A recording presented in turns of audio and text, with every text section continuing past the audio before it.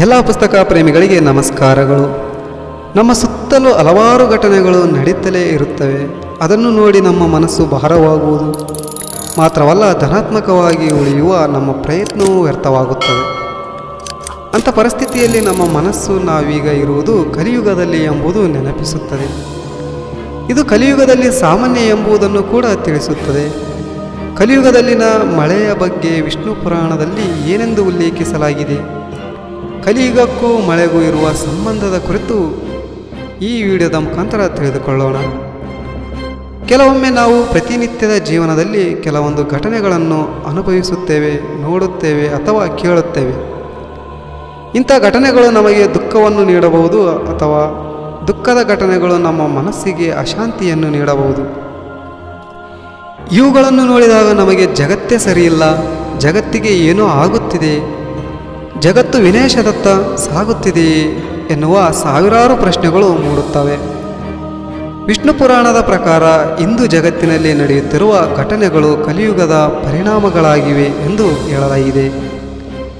ವಿಷ್ಣು ಪುರಾಣದಲ್ಲಿ ಹೇಳಿರುವ ಕಲಿಯುಗಕ್ಕೆ ಸಂಬಂಧಿಸಿದ 6 ಭವಿಷ್ಯವಾಣಿಗಳು ಯಾವ್ಯಾವು ಎಂಬುದು ತಿಳಿದುಕೊಳ್ಳೋಣ. ಆಡಳಿತ ವ್ಯವಸ್ಥೆಯಲ್ಲಿ ಅನ್ಯಾಯ ಹೆಚ್ಚಾಗುತ್ತದೆ. ವಿಷ್ಣು ಪುರಾಣದಲ್ಲಿ ಬರೆದ ಭವಿಷ್ಯವಾಣಿಯ ಪ್ರಕಾರ ಸಮಾಜದಲ್ಲಿ ಆಡಳಿತ ವ್ಯವಸ್ಥೆಯು ವಿಫಲಗೊಳ್ಳುತ್ತದೆ.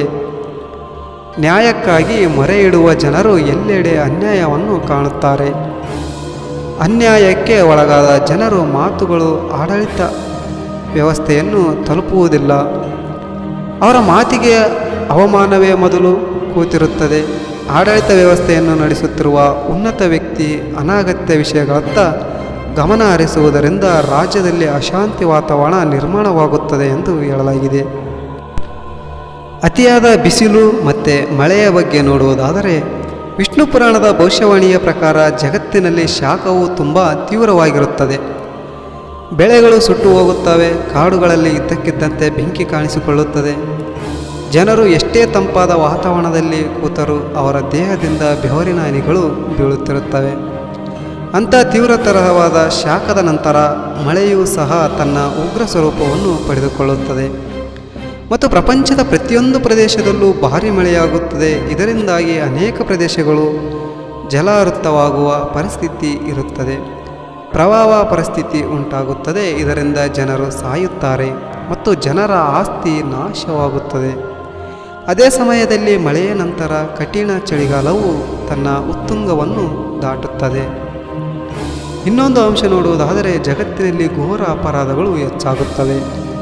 ವಿಷ್ಣು ಪುರಾಣದ ಭವಿಷ್ಯವಾಣಿಯ ಪ್ರಕಾರ ಜಗತ್ತಿನಲ್ಲಿ ನಮ್ಮ ಕಣ್ಣ ಮುಂದೆ ನಡೆಯುವ ಘೋರ ಅಪರಾಧಗಳೇ ಇದನ್ನು ಕಲಿಯುಗ ಎಂದು ಸಾರಿ ಸಾರಿ ಹೇಳುತ್ತದೆ.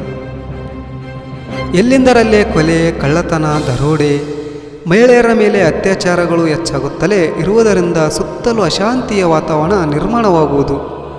ಸಣ್ಣ ಪುಟ್ಟ ವಿಚಾರಗಳಿಗೆ ತಾಳ್ಮೆ ಕಳೆದುಕೊಂಡು ಒಬ್ಬರನ್ನೊಬ್ಬರು ಕೊಲ್ಲುವ ಕಾಲ ಸಮಾಜದಲ್ಲಿ ತಲೆ ಎತ್ತುವುದು. ಅಪರಾಧ ಪ್ರವೃತ್ತಿಯುಳ್ಳವರು ಯಾವುದೇ ಭಯವಿಲ್ಲದೆ ಸಮಾಜದಲ್ಲಿ ಓಡಾಡುತ್ತಾರೆ. ಹಾಗೆ ಇನ್ನೊಂದು ಅಂಶ ನೋಡುವುದಾದರೆ ಜನರು ಅಕಾಲಿಕ ಮರಣವನ್ನು ಎದುರಿಸುತ್ತಾರೆ.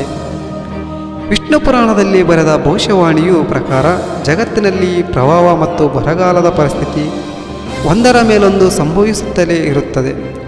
ಕೆಲವೊಮ್ಮೆ ಅತಿವೃಷ್ಟಿ ಆಗುವಷ್ಟು ಪ್ರವಾಹ, ಇನ್ನು ಕೆಲವೊಮ್ಮೆ ಬಿಸಿಲಿನ ತಾಪ ಹೆಚ್ಚಾಗಿ ಎಲ್ಲೆಡೆ ಬರಗಾಲ ಆವರಿಸುತ್ತದೆ. ಕಲಿಯುಗದಲ್ಲಿ ಸ್ವಾಭಾವಿಕ ಮರಣಕ್ಕಿಂತ ಅಕಾಲಿಕ ಮರಣವೇ ಹೆಚ್ಚಾಗಿರುತ್ತದೆ. ರೋಗಗಳು, ಆಘಾತಗಳು, ಸಾಂಕ್ರಾಮಿಕ ರೋಗಗಳು ಎಷ್ಟು ಹೆಚ್ಚಾಗುತ್ತವೆ ಎಂದರೆ ಮನುಷ್ಯರಿಗೆ ತಮ್ಮನ್ನು ತಾವು ಉಳಿಸಿಕೊಳ್ಳಲು ಸಾಧ್ಯವಾಗುವುದಿಲ್ಲ ಮತ್ತು ಅಕಾಲಿಕ ಮರಣದ ಶೇಕಡಾವಾರು ಪ್ರಮಾಣವೂ ಹೆಚ್ಚಾಗುತ್ತದೆ. ಹೀಗೆ ಇನ್ನೊಂದು ಅಂಶ ನೋಡುವುದಾದರೆ ಮನುಷ್ಯನ ಎಲ್ಲ ಸಂಪತ್ತು ಮನೆ ಕಟ್ಟಲು ವ್ಯಯವಾಗುತ್ತದೆ, ಅಂದರೆ ಖರ್ಚಾಗುತ್ತದೆ. ವಿಷ್ಣು ಪುರಾಣದಲ್ಲಿ ಬರೆದ ಭವಿಷ್ಯವಾಣಿಯ ಪ್ರಕಾರ ಕಲಿಯುಗದಲ್ಲಿ ಮನುಷ್ಯನು ತನ್ನೆಲ್ಲ ಬುದ್ಧಿವಂತಿಕೆಯನ್ನು ಸಂಪತ್ತನ್ನು ಸಂಗ್ರಹಿಸುವುದರಲ್ಲಿ ಮಾತ್ರ ಖರ್ಚು ಮಾಡುತ್ತಾನೆ. ಸಂಪಾದನೆ ಮತ್ತು ಹಣ ಸೇರಿಸುವುದನ್ನು ಬಿಟ್ಟರೆ ಆತನ ಮನಸ್ಸು ಬೇರೆ ಕೆಲಸದಲ್ಲಿ ತೊಡಗುವುದಿಲ್ಲ. ಅವನು ಹೇಳುವುದೆಲ್ಲವೂ ಹಣಕ್ಕಾಗಿ ಸಂಬಂಧಿಸಿರುತ್ತದೆ. ಮನುಷ್ಯನ ಹೆಚ್ಚಿನ ಸಂಪತ್ತು ಮನೆಗಳನ್ನು ಕಟ್ಟಲು ವ್ಯಯವಾಗುತ್ತದೆ. ಇದರಿಂದಾಗಿ ದಾನ ಮಾಡುವವರ ಸಂಖ್ಯೆ ಕಡಿಮೆಯಾಗುತ್ತದೆ ಮನೆ ಕಟ್ಟುವವರಿಗೆ ಸ್ವಂತ ಮನೆ ಇರುವುದಿಲ್ಲ. ಕಡಿಮೆ ಕೆಲಸ ಮಾಡುವವರು ಕೂಡ ದೊಡ್ಡ ದೊಡ್ಡ ಮನೆಗಳಲ್ಲಿ ವಾಸಿಸುತ್ತಿರುತ್ತಾರೆ. ಹಾಗೆ ಇನ್ನೊಂದು ಅಂಶ ನೋಡುವುದಾದರೆ ಹಣವೇ ಪ್ರಪಂಚವನ್ನು ಆಳುತ್ತದೆ. ಕಲಿಯುಗದ ಬಗ್ಗೆ ವಿಷ್ಣು ಪುರಾಣದಲ್ಲಿನ ಭವಿಷ್ಯವಾಣಿಯ ಪ್ರಕಾರ ಕಲಿಯುಗದಲ್ಲಿ ಎಲ್ಲ ಸಂಬಂಧಗಳು ಕೇವಲ ಹಣದ ಮೇಲೆ ಆಧಾರಿತವಾಗಿರುತ್ತದೆ. ಜನರು ಇತರರ ಅಥವಾ ನಮ್ಮೊಂದಿಗೆ ಇರುವವರ ನಡವಳಿಕೆ ಅಥವಾ ಸ್ವಭಾವವನ್ನು ನೋಡುವುದರಿಂದ ಸ್ನೇಹವನ್ನು ಮಾಡುವ ಬದಲಾಗಿ ಸಂಪತ್ತನ್ನು ಮತ್ತು ವೈಭವವನ್ನು ನೋಡಿ ಸ್ನೇಹವನ್ನು ಮಾಡಿಕೊಳ್ಳುತ್ತಾರೆ. ಇದಲ್ಲದೆ ಶ್ರೀಮಂತರನ್ನು ಮಾತ್ರ ಗೌರವಿಸಲಾಗುತ್ತದೆ ಮತ್ತು ಬುದ್ಧಿವಂತರೆಂದು ಪರಿಗಣಿಸಲಾಗುತ್ತದೆ. ಹಣವಿಲ್ಲದವರನ್ನು ಅತ್ಯಲ್ಪ ಎಂದು ಪರಿಗಣಿಸಲಾಗುತ್ತದೆ. ಹಣದಿಂದ ಅಹಂಕಾರ ಹೆಚ್ಚಾಗುತ್ತದೆ.